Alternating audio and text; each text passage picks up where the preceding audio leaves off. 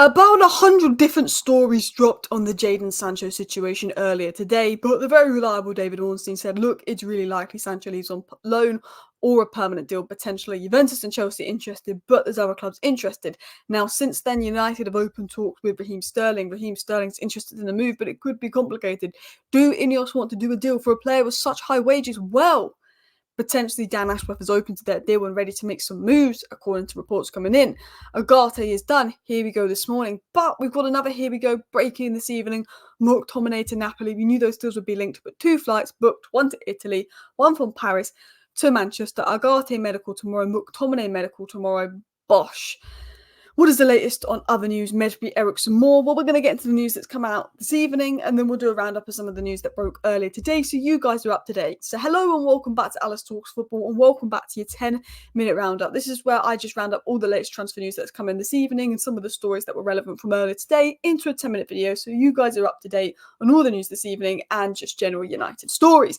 Please do hit that like button, and of course subscribe down below to Alice Talks Football if you're new. We're on the road to 100k. We are on 90.8k as we speak. Scott McTominay to Napoli, here we go. Deal in place for €30 million package plus sell-on clause. Manchester United have authorised Scott to travel for medical tests and contact signing. Both Lukaku and Scott McTominay are set to travel and medical as Napoli players. So, McTominay and Lukaku know each other. That's going to make it easier for McTominay settling into Napoli. I wish McTominay the best. I think it's the right deal selling him. 1 year left on his contract, pure FFP profit. It's not good enough to start under 10 consistently. I didn't want to risk giving him a new deal. He's getting to 27. I think it was absolutely the right decision from United to sell McTominay. But I will say McTominay always gave 100% for his club when big name signings didn't.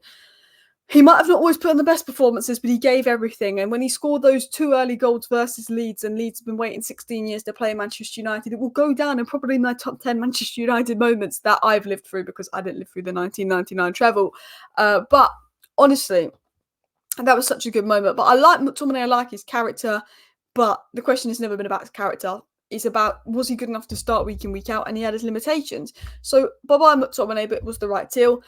McTominay is expected in Italy tomorrow. The club have exchanged all the documents, and Manuel Ugarte has now been informed he can travel to Manchester tonight. And well, actually, there's a flight leaving Paris at 9:45 and arriving in the UK around 10. But obviously, they're an hour ahead, so it's about an hour flight from Paris to London, I believe.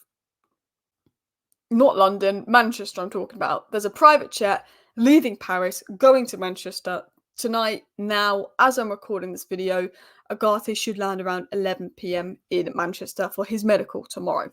My bad. Anyway, this was just a weird story. I haven't been able to fact check it because I haven't had time to watch their thing back, but I've seen this on Twitter. It said that Eric Ten Hag wanted to keep Scott McTominay instead of signing Ugarte, which is just a weird story because you need a 6. McTominay plays as an 8 in the same position as Mount and Bruno. Ugarte is literally someone that specialises in playing the 3-1-6 out of possession, which is what Ten Hag needs out of possession, what he wants to do. And Ugarte can do the 6 role in that, which Casemiro couldn't. He's a very good young defensive player. I find this hard to believe. The Muppets are quite credible, but I do find that hard to believe. But anyway, enough of Ugarte, enough of McTominay. Let's talk about the Jadon Sancho Sterling saga because, wow, guys, there's a lot of updates coming in.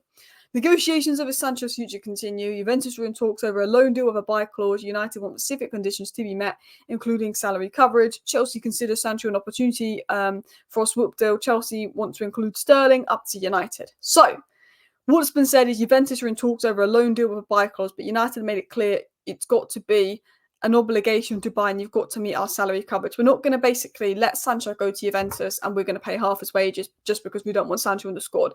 Ineos have made it clear we don't want to be that United that's just going to give you Sancho and pay half his wages because he's fallen out with the manager. There is a £40 million player there that could have value in our squad because his ability to play across the front three and is better than Anthony. We're not going to give him away for cheap, but we do kind of want to let him go.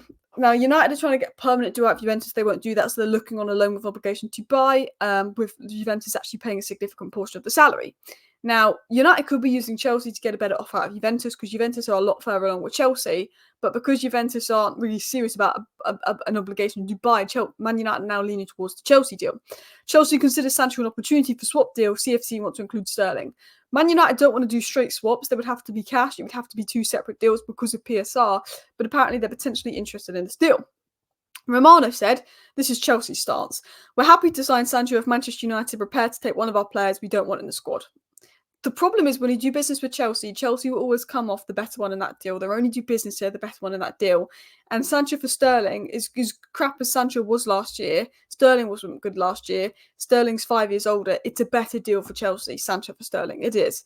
And Romano said the next few hours we'll know more about Sancho. I think tomorrow we're going to get a real indication of if this Sterling deal's going to happen or not. I think tomorrow we'll know if it's Juventus or Chelsea. It was said that Juventus are resisting United's desire to include an obligation to buy and are unwilling to pay Jadon Sancho's full wages, which is probably making Sancho-Juventus difficult. So either United using Chelsea to say, Juventus, get your act together, or, Juventus maybe not able to do their deal and maybe we're leaning towards Chelsea now. But as of this video, Juventus is still further ahead in the race, but that could change. Sky Sports said the possibility of a Sancho-Sterling swap deal was now being considered. It's for Ben Chilwell and Raheem Sterling and the players being offered. I don't want Chilwell. He'll be in the hospital more than Luke Shaw and Malacios, right? We don't want 3 injury left-backs when we've got 2 injury left-backs. We want a left-back that can stay fit. We could sign a left-back that was probably worse than Chilwell in his prime because Chilwell's won a Champions League. But if that left-back can stay fit, that is all we need in a left-back. Not a left-back that spends half his season, probably 75% of his season, injured.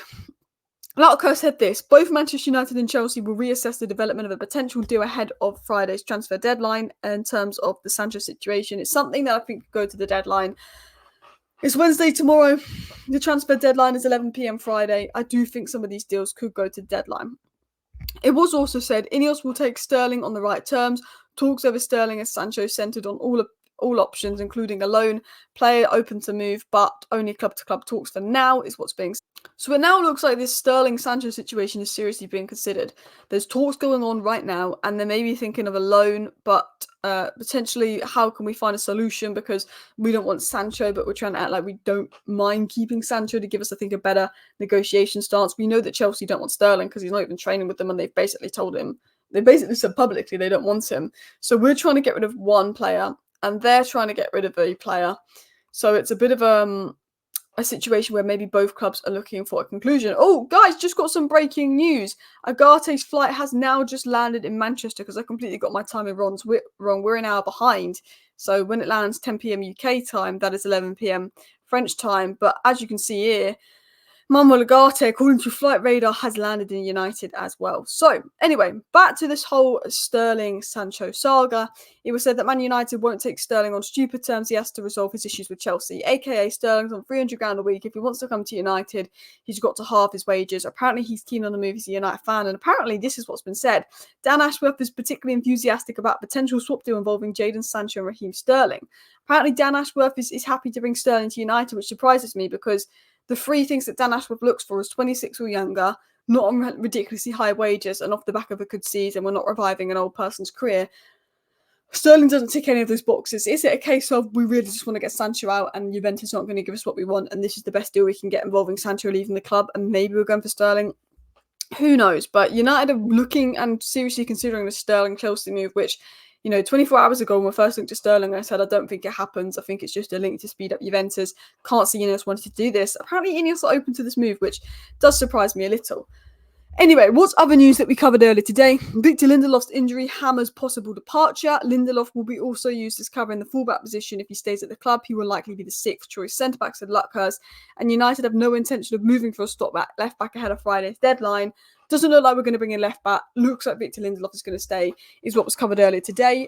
Eriksen is a player that is definitely one to watch in the final days of the window. United are asking for $4 million for Eriksen, which Ajax are saying they can't afford. I think that could be more due to Eriksen's wages. But because Eriksen knows he's not going to get minutes and has made it clear he wants regular football, I wouldn't be surprised if Eriksen took a wage cut to potentially leave.